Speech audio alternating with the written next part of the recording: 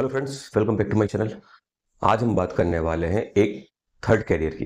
तो पहले अपन बात करते थे स्टार्टअप की, दूसरा आप जो जॉब कर रहे हैं उसकी, आपको जॉब में कैसे परफॉर्म करना है। लेकिन थर्ड एक और डायमेंशन होता है जिसे हम बोलते हैं कंसल्टेंट।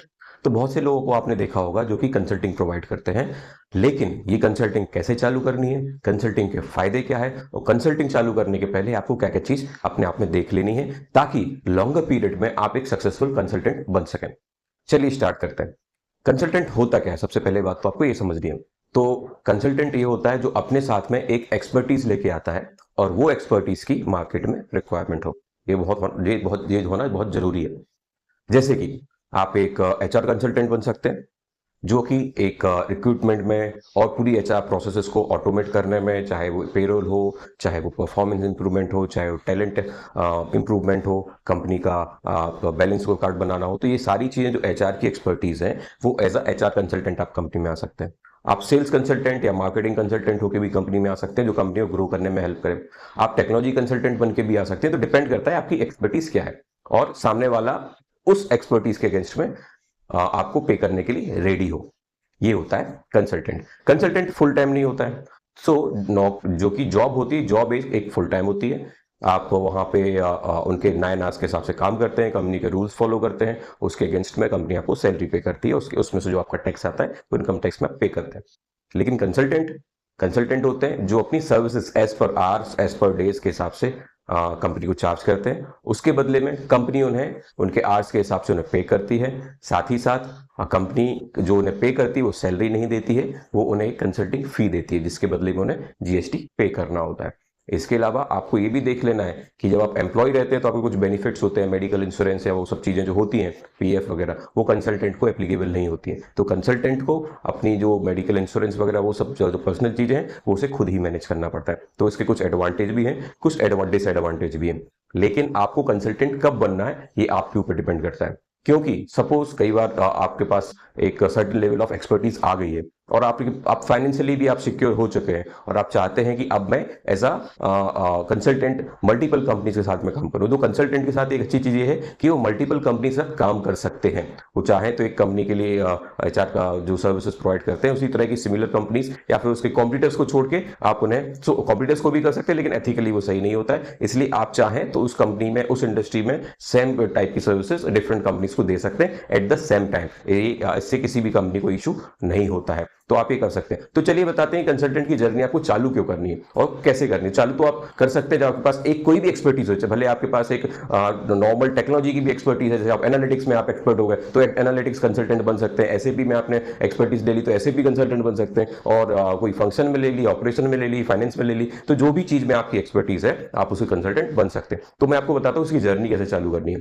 तो सबसे पहले आपको देखना है कि आपका निश एरिया क्या है। आपको पहले वो आइडेंटिफाई करना है कि आपकी जो कंसल्टिंग आप देने वाले हैं उसमें आप किस चीज की देंगे। आप एनालिटिक्स की देंगे, सेल्स की देंगे, मार्केटिंग की देंगे, एचआर की देंगे, फाइनेंस की देंगे। तो आपको आइडेंटिफाई कर लेना है बेस्ड ऑन योर एक्सपर्टीज। और जब वो आप आइडेंटिफाई कर लेते हैं तो उसके बाद आपको ये देखना है कि इसके ऊपर आपकी एक्सपर्टीज और कैसे बढ़ा सकते हैं। ओके, सो हो सकता है कि अभी आपके पास 5 साल, 8 साल, 10 साल का एक्सपीरियंस हो, लेकिन अब आपको इसे एक्सपर्ट लेवल पे जाना है, क्योंकि अभी लोग आपको आपके आवर्स के हिसाब से, आपके डेज के हिसाब से पे करने के लिए रेडी है। तो आपके पास जो एक्सपर्टीज है वो भी एक हाई लेवल की एक्सपर्टीज होनी चाहिए। आपका एकदम फोकस होना चाहिए कि मुझे इस चीज पे फोकस करना है और this should be my expertise.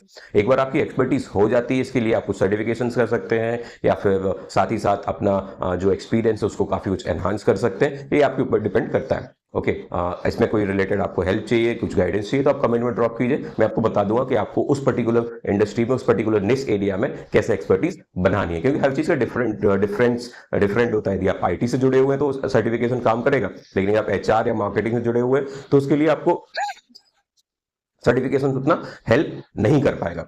चलिए तो बात करते हैं, एक बार आपने एक्सपर्टीज बना ली, लेकिन अब उस एक्सपर्टीज को दिखाना भी तो जरूरी है। तो उसको दिखाने के लिए आपको बनाना है अपना पोर्टफोलियो। अब आपका ऑनलाइन पोर्टफोलियो, ऑफलाइन पोर्टफोलियो वो डिपेंड करता है, लेकिन आजकल ऑनलाइन पोर्टफोलियो ज्यादा सक्सेसफुल है। तो आप एक वेब पेज बना सकते हैं अपना एज अ कंसल्टेंट, और वहां पे अपनी जो भी एक्सपर्टीज है, जो भी सर्टिफिकेशन है, जो भी प्रोजेक्ट आपने किए हुए हैं, जो भी कस्टमर्स के साथ में आपने इंटरेक्शन किए हैं, जो भी आपकी सक्सेस स्टोरीज है, ये सारी चीजें आप उस वेब पेज पे शेयर कर सकते हैं, ताकि एज अ कंसल्टेंट आप अपने आप में एक एंटिटी बन जाते हैं। तो आपने मेरा प्रीवियस वीडियो देखा होगा, तो आप चाहे तो उसको वापस जाके देख सकते हैं, जहां पे मैंने बात की है कि how to build yourself as a brand. तो जब आप ब्रांड बनाने की बात करते हैं तो आपको ये सारी चीजें वहां पे आपको डालने में काफी फायदा होता है। और जब आप as a consultant successful brand बन जाते हैं तो आपके लिए काफी कंपनीज, काफी अच्छे प्रोजेक्ट्स आपके पास अपने आप आने लगते हैं। साथ ही साथ आपकी एक्सपर्टीज और एक्सपीरियंस लेवल जितना बढ़ेगा, पर डे और पर आवर आपके चार्जेस जो है वो बढ़ने लग जाएंगे। आप विश्वास नहीं करेंगे, कई लोग हैं, कई कंपनीज हैं इंडिया में, कंसल्टेंट एज अ कंसल्टेंट लाखों रुपए पर डे के हिसाब से चार्ज करते हैं, और वो मल्टीपल कंपनीज के साथ में काम करते हैं। चलिए बात करते हैं अगले पॉइंट की कि आपका बिजनेस मॉडल क्या होगा। शुरुआत करने के लिए तो आप एज अ फ्रीलांसर चालू कर सकते हैं, लेकिन उसके बाद आपको डिसाइड करना होगा कि आपका बिजनेस मॉडल क्या है। आप एक कंपनी चालू करना चाहते हैं, आप सोलो पार्टनरशिप कर सकते हैं, सोलो कंपनी चालू कर सकते हैं, पार्टनरशिप कर सकते हैं। तो आप अपने हिसाब से जो भी आपकी एक्सपर्टीज है, जो जिस लेवल की आपकी एक्सपर्टीज है, जिस लेवल पे आप उसे एनहांस करना चाहते हैं, उस हिसाब से आप कर सकते हैं। आप एज अ इंडिविजुअल कंसल्टेंट भी बन सकते हैं, आप एक फर्म भी स्टार्ट कर सकते हैं जो कि एज अ कंसल्टेंट ही हो गया। कई बार आपने सुना होगा कि ये सीए कंसल्टेंट है, लेकिन उसके यहाँ पे 5-6 लोग काम करते हैं, तो आप इस तरह से भी कर सकते हैं।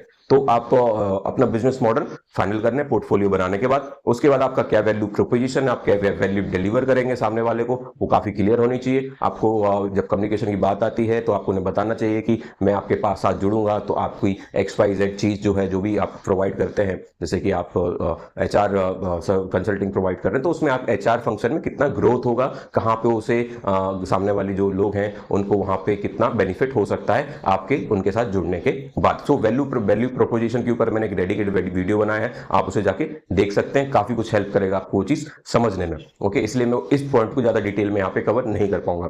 इसके बाद आपको अपना नेटवर्क बनाना है, तो आपको अपना नेटवर्क इसलिए जरूरी है क्योंकि दो चीज, जब आप कंसल्टेंट होते हैं तो आपको काफी लोगों के साथ इंटरेक्ट करना होता है अपने खुद के प्रोजेक्ट्स के लिए, साथ ही साथ आप जिन फर्म के लिए काम कर रहे हैं उनके लिए भी आप एक वैल्यू दे सकते हैं। और जैसा कि मैंने आपको बताया कि ब्रांड बनाने के लिए नेटवर्क होना बहुत ज्यादा जरूरी है। तो चाहे वो नेटवर्क आपका ऑनलाइन नेटवर्क हो, चाहे ऑफलाइन नेटवर्क हो। ऑनलाइन नेटवर्क जैसे कि आपके कुछ वीडियोस हैं या फिर लिंक्डइन है, यहाँ पे आपने काफी कुछ फॉलोअर्स है, तो आपको काफी अच्छा नेटवर्क दे सकता है। साथ ही साथ जो इवेंट्स हो रहे हैं, जो सेमिनार्स हो रहे हैं, वहां पे आप जब आप लोगों के साथ मिलते हैं, वहां के साथ उन लोगों के साथ हैंडशेक करते हैं, तो उनसे भी आपको एक अपने आप में हेल्प हो जाती है। तो नेटवर्क आपको बहुत ज्यादा हेल्प करता है। तो नेटवर्क बनाने के बाद अपने आप को मार्केटिंग भी आपको करना पड़ेगा। तो यदि आप कंसल्टिंग चालू कर रहे हैं तो आपकी जो की ऑफरिंग्स हैं, जो भी आपकी इंपॉर्टेंट वैल्यूज हैं जो आप डिलीवर करते हैं अपने कस्टमर्स को, उसके लिए आपको अपने आप को मार्केट भी करना होगा, ताकि आपको प्रॉपर शुरुआत में आपको जो एंगेजमेंट है कंपनीज के साथ वो आपका होता रहे। तो मार्केटिंग आपको काफी कुछ हेल्प करेगी। अब जैसे कि मैंने बताया कि यदि आपने ऑनलाइन पोर्टफोलियो बनाया है तो आप उसकी ऑनलाइन मार्केटिंग भी कर सकते हैं। ऑनलाइन आपने फॉलोअर्स बनाए हैं तो वहां पे कम्युनिटी को काफी कुछ आप मार्केटिंग कर सकते हैं, आपको काफी कुछ हेल्प करेगा। इसके अलावा अपना प्राइस सेट कर लीजिए कि आपका डेली, आपका डे वाइज और आवर्स वाइज आपके क्या चार्जेस रहेंगे, और वो आपको हेल्प करेगा अपना ओवरऑल फाइनेंस मैनेज करने के लिए। इसके बाद आपको जब स्टार्ट करेंगे तो I would recommend you should start with a small project.